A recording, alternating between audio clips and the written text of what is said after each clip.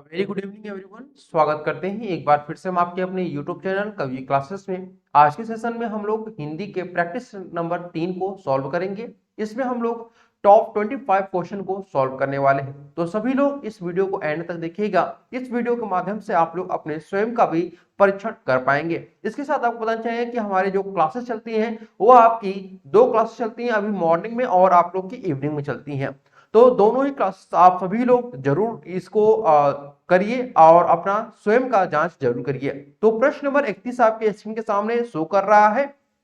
देखिए क्या कह रहा है कि शब्द प्रकार के आधार पर मनुष्यता शब्दों का कौन सा भेद है, ये आपको बताना है। देखिए अगर हम बात करते हैं, 4 ऑप्शन दिए गए हैं: जातिवाचक संज्ञा, प्रेरणार्थक क्रिया, गुणवाचक संज्ञा या फिर आपका भाववाचक संज्ञा। इन 4 में से ऐसा कौन सा ऑप्शन होगा जो कि आपका बिल्कुल सही आंसर है। तो देखिए अगर हम बात करते हैं कि जो शब्द प्रकार के आधार पर मनुष्यता का अगर हम यहाँ पर अलग अलग करते हैं संज्ञा में, तो आपका जो सही आंसर हमें देखने को मिलता है वो आपका ऑप्शन नंबर डी, यानी भाववाचक संज्ञा यहाँ पर है। यानी मनुष्यता जो है आपका भाववाचक संज्ञा है। ठीक है, इसे एक्सप्लेन करने की कोई आवश्यकता नहीं है, इसलिए हम लोग अगले क्वेश्चन पे आते हैं। दिया है तन शब्द आपका दिया हुआ है, ये आपको बताना है तन शब्द का लिंग निर्धारित कीजिए। यह उभय लिंग है, नपुंसक लिंग है, स्त्रीलिंग है या फिर आपका पुल्लिंग है।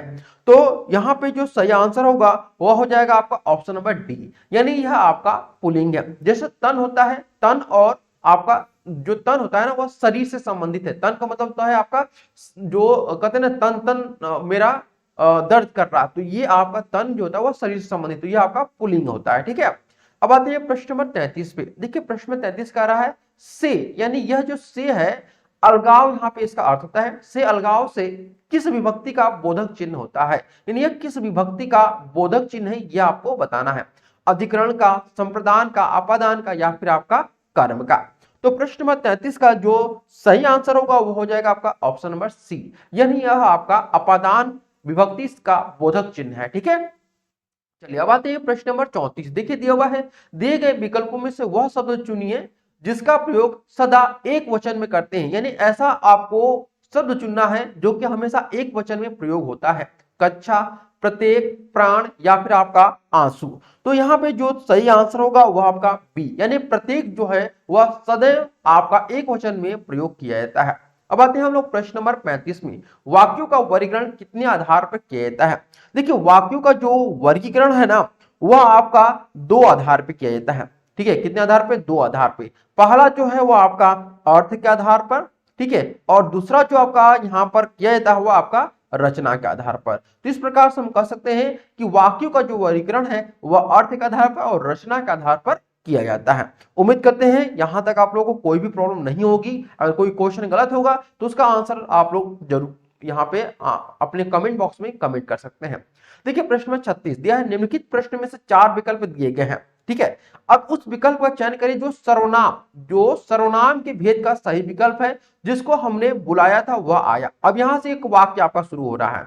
यह वाक्य है कि जिसको हमने बुलाया था वह आया है। उत्तम पुरुष है, निजवाचक है, संबंधवाचक है या फिर आपका निश्चयवाचक है।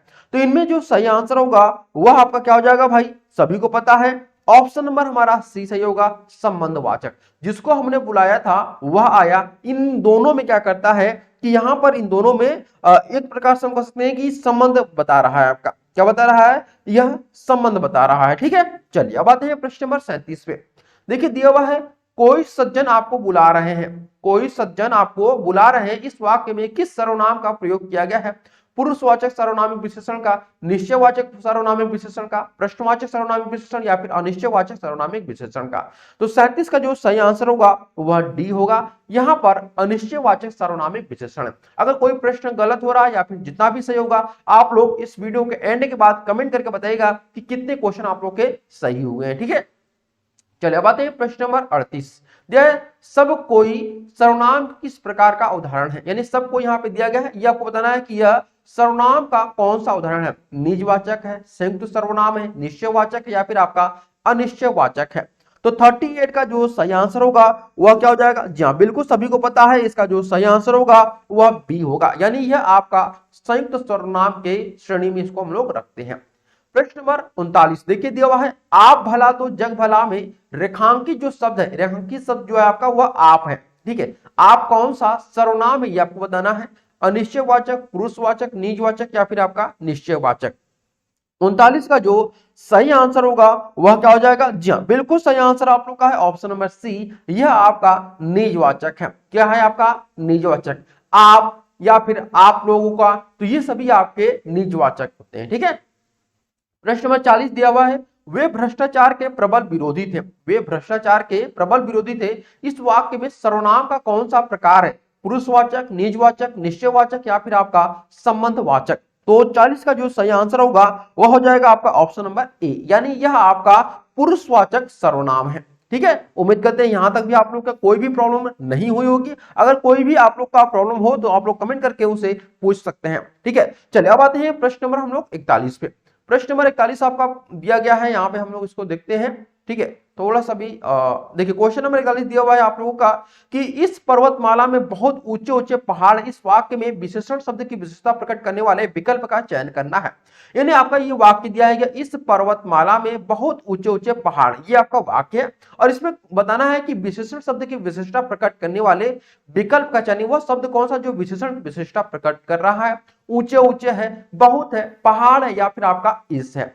तो प्रश्न नंबर 41 का हम कह सकते हैं कि जो हमारा यहां पर सही आंसर होगा वह क्या हो जाएगा भाई, तो ऑप्शन नंबर बी हमारा यहां पर सही है, यानी बहुत जो है वह आपका सही आंसर है।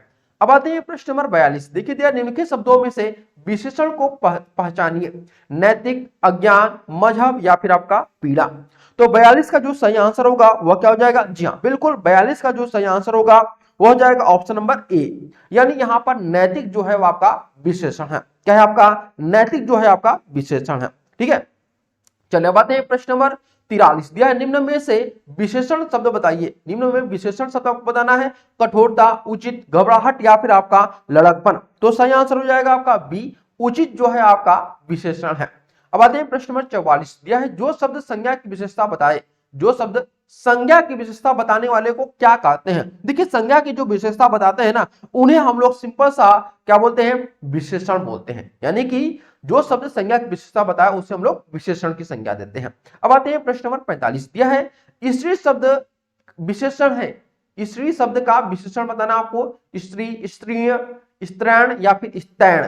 तो प्रश्न नंबर 45 जो दिया हुआ है इसका जो सही आंसर होगा वो ऑप्शन नंबर सी, यानी स्त्रैण आपका सही आंसर है। स्त्री शब्द का जो विशेषण है वो आपका स्त्रैण है। ठीक है, चलिए अब आते हैं प्रश्न नंबर हम लोग 46 पे। दिया है कि निम्न में प्रेरणार्थक क्रिया कौन सी है, ये आपको बताना है।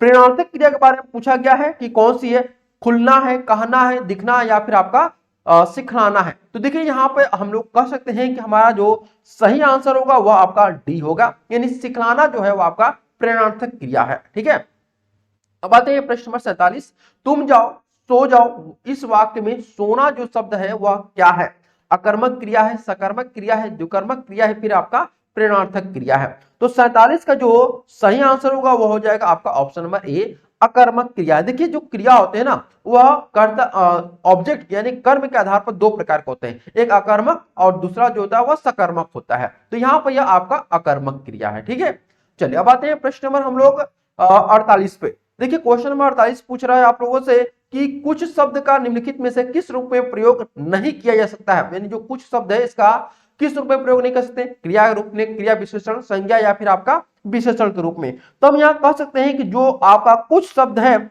उसका हम लोग यूज क्रिया के रूप में नहीं कर सकते हैं। किसके रूप में भाई, क्रिया के रूप में नहीं कर सकते हैं। अब आते हैं प्रश्न नंबर 49 दिया है, यदि उजड़ना अकर्मक क्रिया है, यदि उजड़ना अकर्मक क्रिया है तो इसकी सकर्मक क्रिया क्या होगी, उजाड़ देना, उजाड़, उजड़वाना या फिर उजाड़ना। तो 49 का यहाँ पे आपको बताना है कि कौन सा सही आंसर होगा, जी हाँ बिल्कुल सही होगा डी, उजाड़ना जो है आपकी सकर्मक क्रिया है। और प्रश्न नंबर 50 देखिए दिया हुआ है, यदि ओढ़ना अकर्मक क्रिया है, यदि ओढ़ना जो है आपका अकर्मक क्रिया है तो इसकी प्रथम प्रेरणार्थक क्रिया आपको बताना है। तो देखिए ओढ़ाना, ओढ़, ओढ़वाना या फिर उड़वाना, इनमें से कौन सा सही आंसर होगा।